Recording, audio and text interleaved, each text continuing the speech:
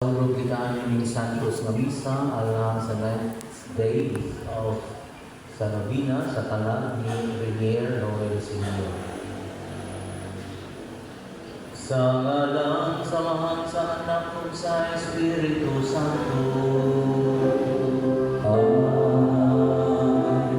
Ang Ginoo manaakalihyo.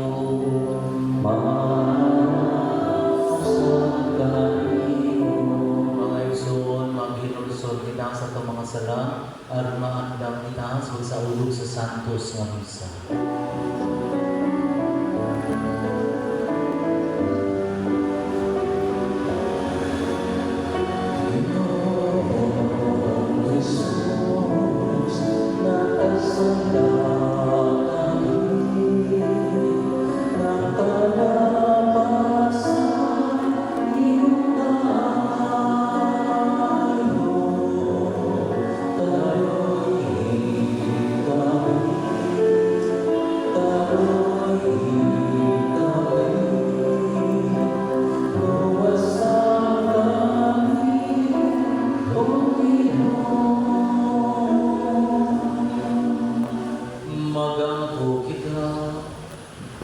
Sa iyong mga tubangan o Ginoo, ang mga nanamatay, buhi pa, o ang among mga lawas, dili matapos diha sa kamatayon, kundi mo sablang ang pinag-isim gahong, patalibugi ang among mga pag-ampo, o damatan na mahinang po na iyong anak si Renier Senior. Ngadto sa pag-iguban kang Abraham, kini among ipamalo, pinagi ni Kristo among Ginoo.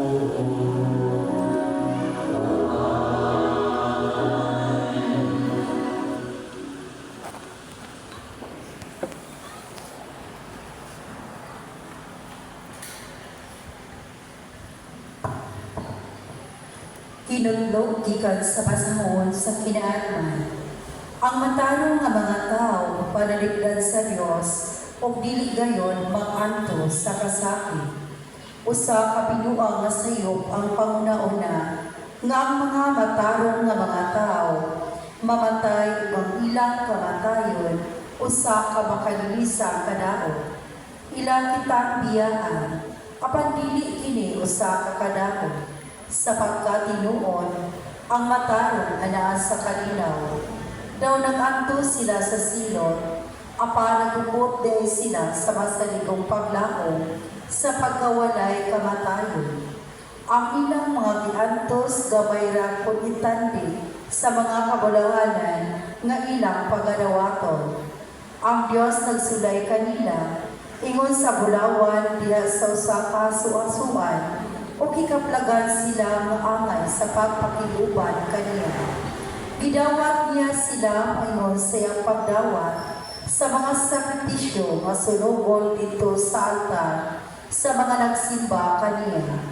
Sila nga nagasalig sa Dios, moabot sa pagsabot sa kamatuoran sa iyang mga paagi. Sila nga nagmatinumanon kaniya, magpuyuban kaniya, diha siya ugma, kay siya maayo o malaluyon kanila nga iyang gipili. Ang pulong sa Ginoo. Salamat sa Diyos. Kanimo o Ginoo, gibayaw ko ang akong kalang. Kanimo o Ginoo, ibayaw ko ang akong kalang. Inumduming ang imong kaluoy, o Ginoo, ug ang imong kaayo, sugat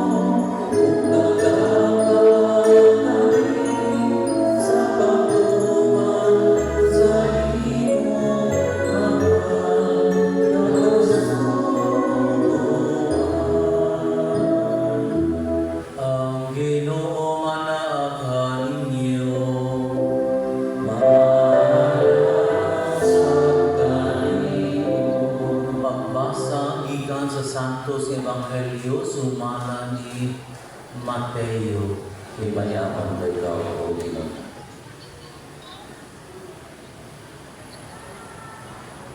Unya si Jesus ningon, O Amahan Ginoo sa langit ug sa yuta, nagpasalamat ako kanimo kay gipadayag mo man ngadto sa mga walay kahibalo ang imong gilingkod sa mga maalamon ug sa mga makinahanglan. Oo, Amahan, natuman kini kay mao may imong gusto ug pagbuot. Ang akong Amahan, naghatag ka nako sa tanang butang. Walay nakailas anak gawa sa Amahan, ug walay nakailas Amahan gawa sa anak, ug kadtong mga tawo nga buot sa anak nga makailas Amahan. Umali ka mo kanako kang tanan nga gikapuya kag gibugatan sa gipas-an o papahulayon ko kamo. Isamo na akong yugo ug sundan ninyo ako, kay malumo ako ug mapausan sa espiritu ug makapahulay kamo. Sa iyo ang yugo nga akong ihatag kaninyo ug gaan ang ipapas-an ko kaninyo. Ang Ebanghelyo sa Ginoo. Dayon ko ikaw, O Kristo. Maigsuon, sayo kita, nga ang tanan nga naa sa tubangan sa Ginoo buhi. Usato pa si Rinner Senyor, buhi siya at tubangan sa Ginoo. Ang lawas ng gayon na kalibutanon, maura ka na ang mamatay, kay nagdipindi man siya sa hangin na hanggapon o pagkaon na magpabasko sa lawas. Apan ang kalag, wala naman magkinahanglan ini, muna kita nito hulag wine kasama sa Ginoo. Ang hulag wine, ang mabiling sa kalibutanon, ang kasamahan sama sa Ginoo, ang Espiritu, subusa, ang kinabuhi alang kanina, wala na magdipindi sa hangin o pagkaon, kundi ang pagkahiusa sa Ginoo. Mao kana na nag-ampo kita karon nahiusa sa pag-ampo alang karon niya Senyor aron siya mahiusa gayon nato sa Ginoo. Tungod kay siya dunay luna sa gingharian sa langit. Munay saad sa Panginoon Kristo. Mubalik siya ug muna siya sa kahimpitan sa panahon. Pan sa dili pa nang hitabo kinahanglan kitang tanan ang andam. Mahinluan mao na nga makasabot kita nga ang Ginoo di ay manuluyon kay bisan og doon natay mga daghang kalapasan, doon natay daghang mga bulig sa sana, iyatang limpyuhan mo nang dunay purgatorio. Aron pinagi nini paglimpyo, pagputli nato, madawat gayon nato iyang saad ang luna, ang kalipay nga walay katapusan. Mao ni padulungan ni Rinner Senyor. Mao kana nga sa mga ebanghelyo di gyud maghisgot ang Ginoo nga ang kamatayon dautan. Ang pagkatay sakit, masakit kay bunga man ni sa sala. Apan diha sa kamatayon ni Kristo, ang kamatayon nato di sa kalibutan dili na palayo sa Ginoo, kundi pagbalik na sa Ginoo, kay pinagi sa kamatayon ni Kristo itang tanan na pasaylo sa sala ug duna na kay kahigayunan nga madawat nato ang luna nga giandam sa Ginoo. Subusa masabtan nato nga karon nahiusa kita sa pag-ampo nalipay ni si Rinner Senyor. Tungod kay atong pag-ampo dili lang nga kita dunay blood relation niya, kundi mituo kita sa gisugok sa atong Ginoo o iyang ipabuhat nato. Kay niingon man sa katapusang panihapon, maliba kong kasabutan inyong dugo ang giuna alang kaninyo alang sa tanang mga tao aron man sana mapasaylo. Buhatan kini sa paghandog kanato. Kini atong gibuhat. Dunay sana nga napasaylo sa paghandog ni Kristo. Kinsan sana Rinner Senyor. O tungod ni ana mahupang siya, makalaong siya, dunas niya ipadungan kay atong pagtuo, man siya maghatag niya kahilinan nga makaambit siya kay sige matag-ampo niya. Ang Ginoo maluoy niya, malupay kasing-kasing si Ginoo, muna nga tagaan sa higayon na makasulod sa giharian sa langit. O kini siya nga pagtuo kanunay ni siya nga gibakpo matag Domingo magos magtuo. Mamatay higayon nga mosaulog kita sa santos nga misa. Ituo kita nga si Kristo mao ilang bugtong dalampanan aron na maangkon nato ang kinabuhing walay katapusan. Sa manang Ginoo, wa gyud na sa gisgot kadautan sa kamatayon.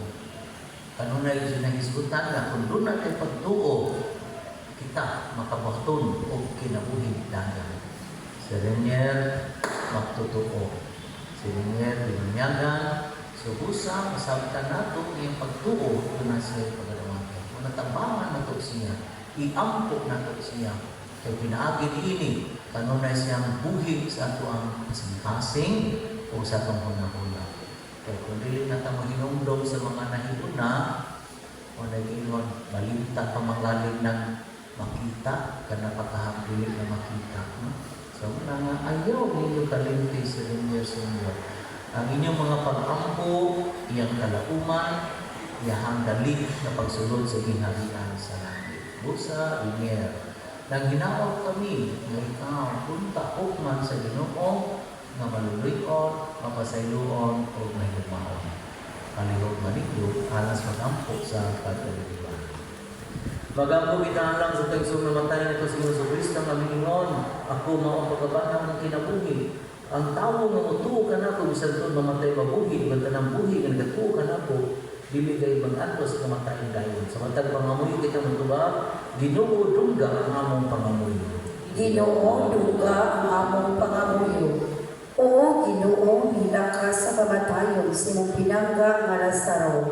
Upaya kami sa among kago.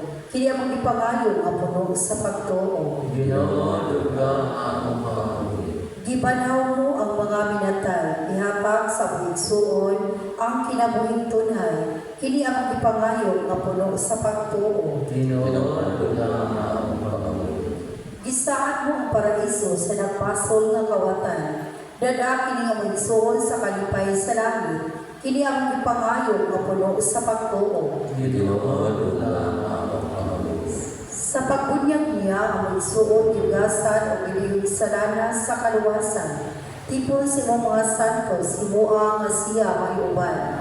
Kini ang magipangayo nga puno sa pagtuo. Ginoo duga ang among pangamuyo. Sa iyong lawas o bulog siya iligon. Hatagi siya luna sa iyong gingariang langitno. Kini ang magipangayo nga puno sa pagtuo. Ginoo duga ang among pangamuyo. Gaanang among kasubo tungod sa kamatayon sa among igsuon. Ang among pagtuo may muntang among kahupayan o ang kinabintunay among kalauban. Kini among ipangayo nga puno sa pagtuo. Ginoo duga ang among pangamuyo. O Ginoo duga ang magampo kaya mo kanang gipangayop nagbigisto ang Ginoo. Amen.